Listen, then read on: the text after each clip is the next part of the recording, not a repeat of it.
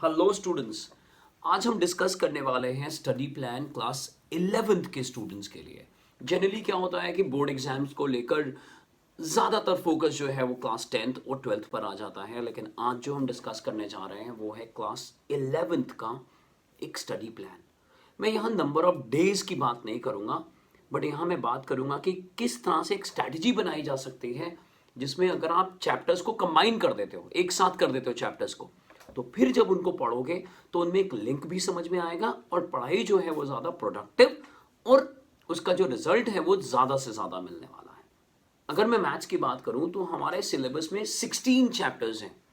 तो उन 16 चैप्टर्स में कभी वो यूनिट 1 में आए होंगे, यानी कभी वो आपके फर्स्ट टर्म में आए होंगे या साइकिल टेस्ट के अंदर आए होंगे, और अब जो कोर्स चल रहा होगा उसमें ज़्यादातर कैलकुलस कराया जा रहा होगा, यानी लिमिट्स एंड डेरिवेटिव्स और स्टैट्स। लेकिन फाइनल पेपर जो है उसमें सारे के सारे चैप्टर्स आते हैं। अगर आपके स्कूल में फाइनल एग्जाम में सारे चैप्टर्स नहीं आते तो आप दूसरों से थोड़े लकी हैं।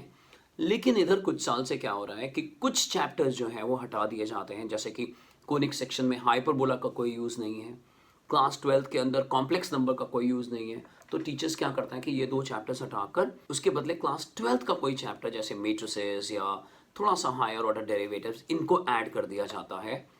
तो वो भी एक तरह से अच्छी बात होती है। आइए मैं आपको बताता हूँ, हमने अपनी समझ से यहाँ 4 पार्ट्स में हमने डिवाइड कर दिया है, और आप इस स्टडी प्लान को लेते हुए जब आप पढ़ाई करेंगे तो आपको पक्का फ़ायदा मिलने वाला है। आइए हम समझ लेते हैं कि ये 4 पार्ट्स क्या हैं।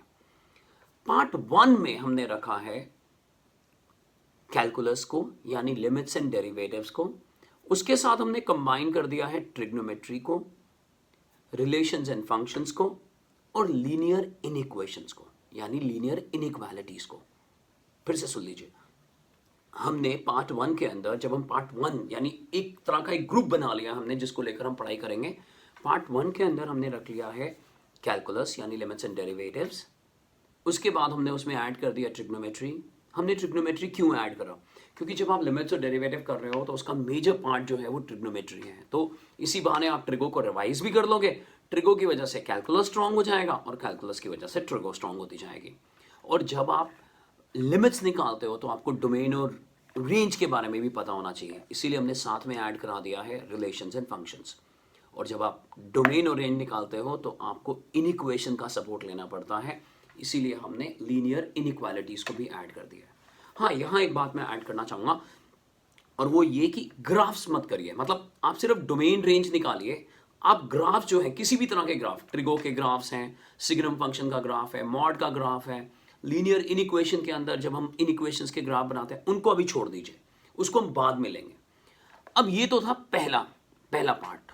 तो जो दूसरा पार्ट है, सेकंड पार्ट है, उसमें हम परम्यूटेशन कॉम्बिनेशन करेंगे, क्योंकि इनके सपोर्ट से प्रोबेबिलिटी स्ट्रांग हो जाती है। फिर हम प्रोबेबिलिटी करेंगे और साथ में एक चैप्टर जो है सीक्वेंसेस एंड सीरीज, वो हम ऐड कर लेंगे। अब हम आते हैं तीसरे पार्ट पर, यानी तीसरे सेगमेंट के अंदर। तीसरा जो सेगमेंट है वो पूरा कोऑर्डिनेट ज्योमेट्री है। अब इस कोऑर्डिनेट ज्योमेट्री में क्या है?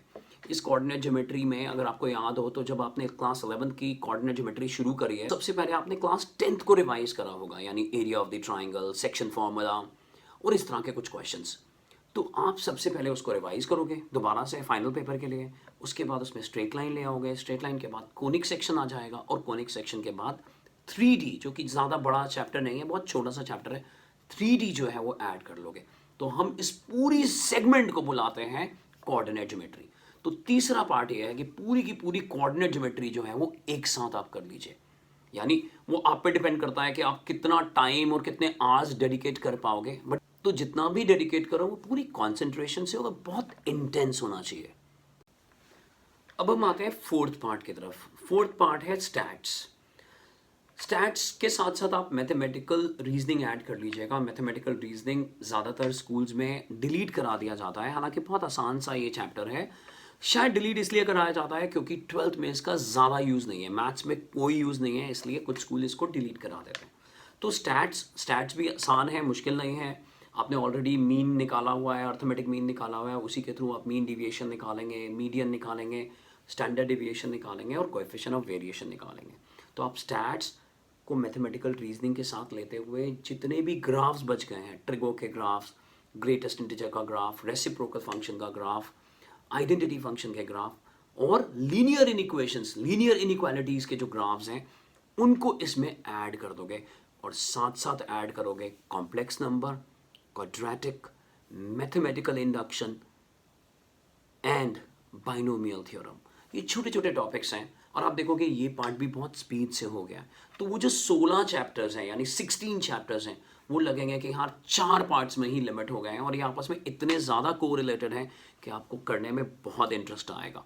तो आप इस तरह से पढ़ाई शुरू करिए, जल्दी से जल्दी बहुत खुश रहते हुए पढ़ाई करिए और इसके अलावा इस चैनल को सपोर्ट करना और इसको सब्सक्राइब करना मत भूलिएगा। Thank you very much.